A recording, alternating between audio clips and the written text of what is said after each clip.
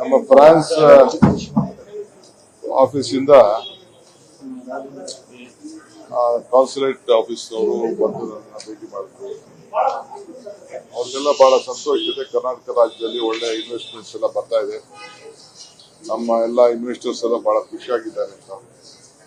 2026ಕ್ಕೆ ಅವರು ಕೂಡ USA ಅವರು ಯಾವ ರೀತಿ ಇದೊಂದು ಓಪನ್ ಮಾಡಿದ್ದಾರೆ ವೀಸಾ ಕೊಡ್ಲಿಕ್ಕೆ, ಅದ್ರ ಬಗ್ಗೆ ಆಲೋಚನೆಯನ್ನ ಮಾಡಿ ಅವರು ಕೂಡ ಓಪನ್ ಮಾಡ್ಲಿಕ್ಕೆಲ್ಲ ಸಿದ್ಧತೆಯನ್ನ ಮಾಡ್ಕೊಳ್ತಾರೆ. ಆ ವಿಚಾರ ಕೂಡ ಗಮನಿಸಿದ್ದಾರೆ. ಸೊ ಏನೇ ಇದ್ರು ನಾವು ಸಹಕಾರ ಕೊಡ್ತೀವಿ ಅಂತ ಹೇಳಿದ್ದೇವೆ. ಯಾವುದೇ ವಿಚಾರದಲ್ಲಿ ಕೂಡ ತಾವು ಯೋಚನೆ ಮಾಡಬೇಡಿ.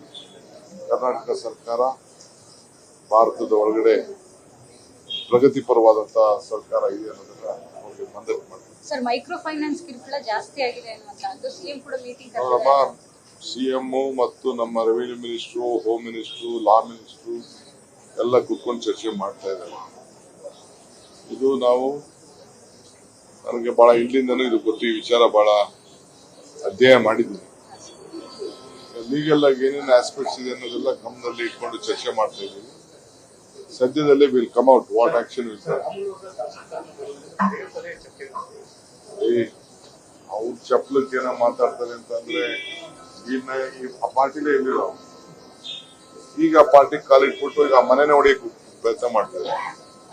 ನಾನು ಅವನ ಹೆಸರು ಮಾತಾಡ್ಬಿಟ್ಟು ನಾನ್ಯಾಕೆ ಅವ್ನು ದೊಡ್ಡ ಮಾಡಿ ಅವ್ನು ನನ್ನ ಹೆಸರು ತಗೋಬಿಟ್ಟು ನಾನು ದೊಡ್ಡವರಾಗೋಗ್ತೀನಿ. ಅವ್ನು ನೋಡಿದ್ನ ಯಾರ ಸಂಪರ್ಕದಲ್ಲಿರೋನು ಬಿಟ್ಬಿಟ್ಟು ಅವನೇ ಸಂಪರ್ಕದಲ್ಲಿ ಯಾರ ಜೊತೆ ಇದ್ದ ಅಂತ ಈಗ ಚರ್ಚೆ ಮಾಡೋದು ಬೇಡ.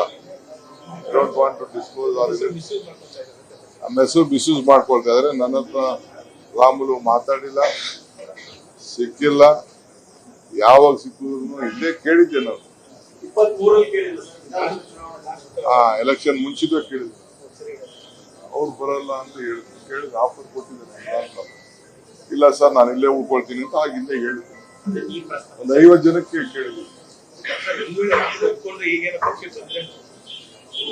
ಸುಮ್ನೆ ಯಾಕೆ ನಾನು ಕಲ್ಸ್ಗೆ ನಾನು ಅದ್ರ ಬಗ್ಗೆ ಯೋಚನೆ ಮಾಡ್ತೀನಿ.